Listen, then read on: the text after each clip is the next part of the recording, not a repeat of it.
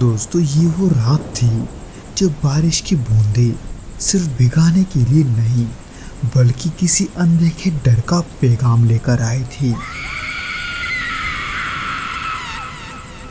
कहानी है उस बूढ़े रिक्शे वाले की जो मरने के बाद भी अपनी आखिरी सवारी का इंतजार करता रहा। और उस रात मेरे सामने वो सिर्फ रिक्शा नहीं खींच रहा था बल्कि अपने साथ एक ऐसी परछाई भी ले आया था जो मेरे नाम से मुझे पुकार रही थी।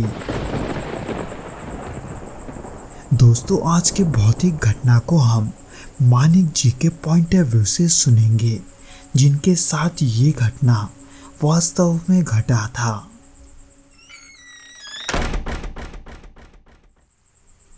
ये 2013 की बात है जब मैं कोलकाता में एक नई नौकरी के सिलसिले में आया था। शहर के बारे में मैंने काफ़ी कुछ सुना था, पुरानी इमारतें, बरसात का मौसम और गलियों की कहानी।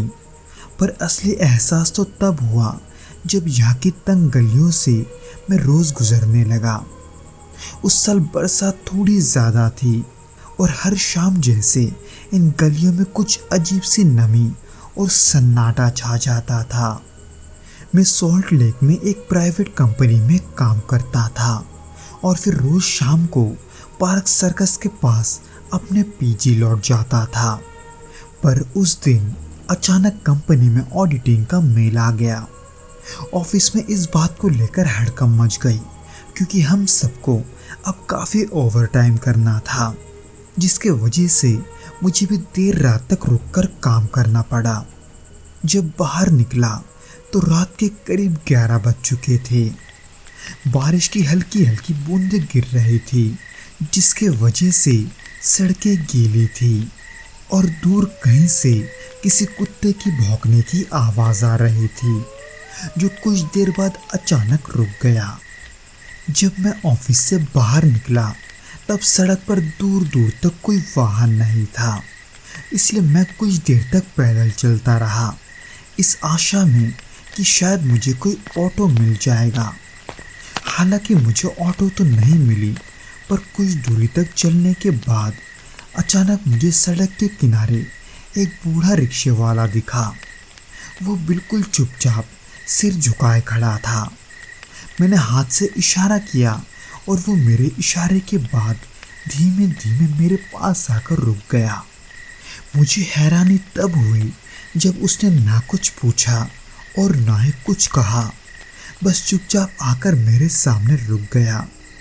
उसका चेहरा पत्थर जैसा था और आंखों में गहरा सन्नाटा, यानी कि उसके शक्ल पर कोई भी हाव भाव नहीं था। पर तब मुझे बहुत देर भी हो रही थी, इसलिए मैंने उस पर ज़्यादा ध्यान ना देते हुए उसे अपने पते के बारे में बताया, यानी कि पार्क सर्कस के पास जाने के बारे में। लेकिन उसने इसका भी कोई जवाब नहीं दिया, बस रिक्शा खींचने लगा। फिर थोड़ी देर के बाद जब रिक्शा गीली सड़क पर धीरे धीरे बढ़ रहा था, तब मैं थोड़ा सहज महसूस करने लगा। हालांकि माहौल में एक अजीब सा भारीपन आ गया था। सड़क के किनारे पूरी इमारतें थी, जिनकी दीवारों से सीलन की बूंदें टपक रही थी। बालकनियों में पुराने कपड़े लटक रहे थे, जिनमें हल्की हवा से हरकत हो रही थी। उस सुनसान रास्ते से हम दोनों चुपचाप आगे बढ़ रहे थे। पर जैसे जैसे मैं आगे बढ़ा, मेरे दिल में एक अजीब सी घबराहट होने लगी और तभी अचानक कानों में मुझे एक हल्की सी फुसफुसाहट सुनाई दी।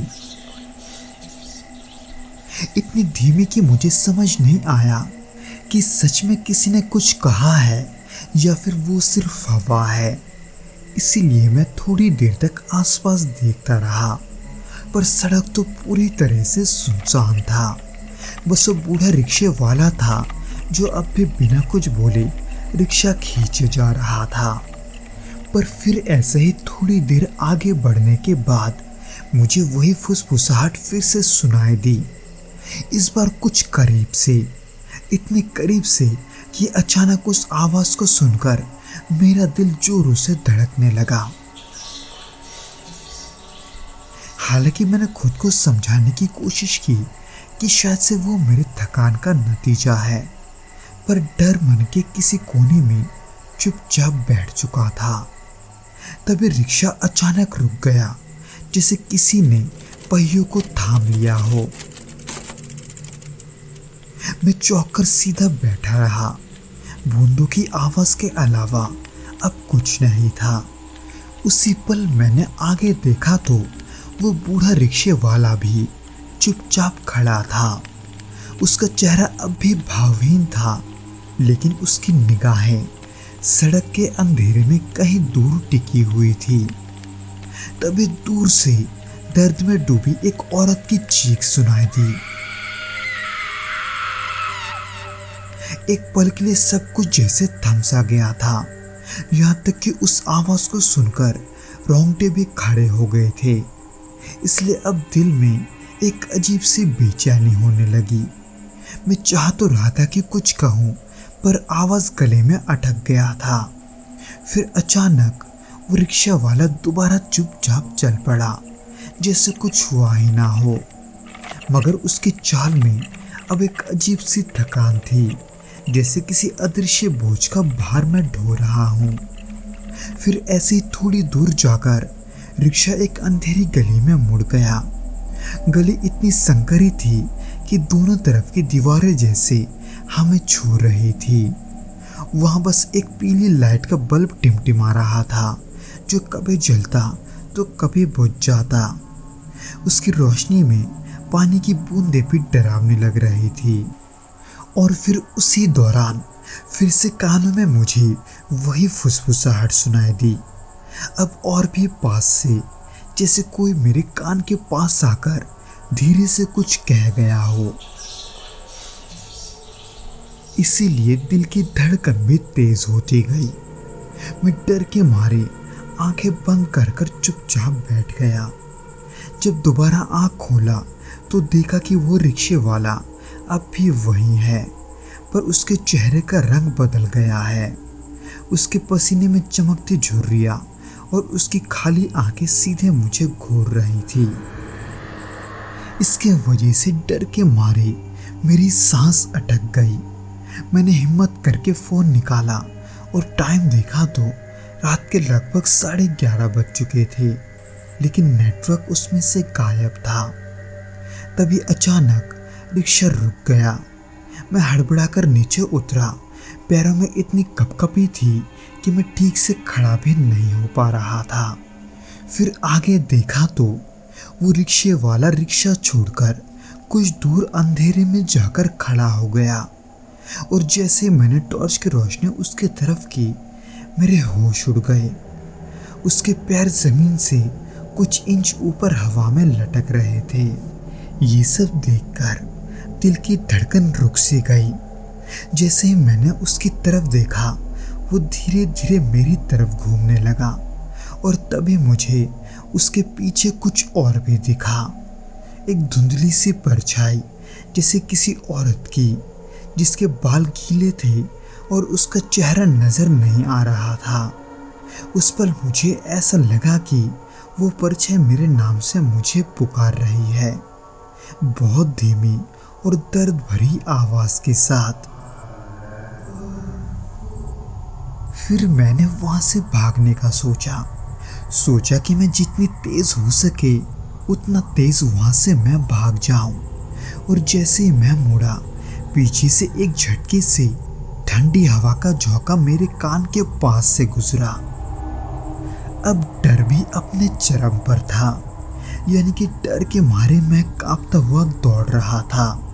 सड़क फिसलन भरी थी, जिसके वजह से मैं गिरते पड़ते भाग रहा था। पीछे से किसी के कदमों की आवाज भी सुनाई दी, मगर मैं पीछे मुड़कर नहीं देखा। फिर कुछ देर जाकर एक मोड़ आया। उस मोड़ पर हल्की रोशनी थी। उस लैंप पोस्ट की रोशनी में पहुंचते ही मैंने पलट कर देखा तो वो रिक्शे वाला और वो परछाई दोनों ही गायब हैं। उस रात मुझे नींद नहीं आई। खिड़की से बाहर बारिश गिरती रही और हर परछाई मुझे डराने लगी। खैर, इसके बाद जब मैं अगले दिन ऑफिस गया तो वहाँ मैंने उस बुजुर्ग के बारे में अपने दोस्तों को भी बताया, और फिर उन्हीं से बात करते वक्त मुझे ये पता चला कि उस सड़क पर सालों पहले एक बूढ़ा रिक्शे वाला मारा गया था। कहते हैं कि उसकी आत्मा अब भी वही है, मगर उस परछाई का जिक्र किसी ने नहीं किया। शायद वो भी किसी और की कहानी थी जो उस बूढ़े के साथ अटकी रह गई। उस रात के बाद मैंने कभी उस रास्ते पर रात में जाने की हिम्मत नहीं की, पर आज भी जब कभी तेज बारिश में कोलकाता की उन गलियों से गुजरता हूँ तो लगता है कहीं वो अब भी किसी सवारी का इंतजार तो नहीं कर रही। तो दोस्तों, ये तो था वो घटना जो कि मानिक जी के साथ घटा था। उम्मीद करता हूँ कि आपको ये वीडियो पसंद आया होगा, और अगर आया हो तो प्लीज़ इसे अपने दोस्तों के साथ शेयर करना मत भूलना।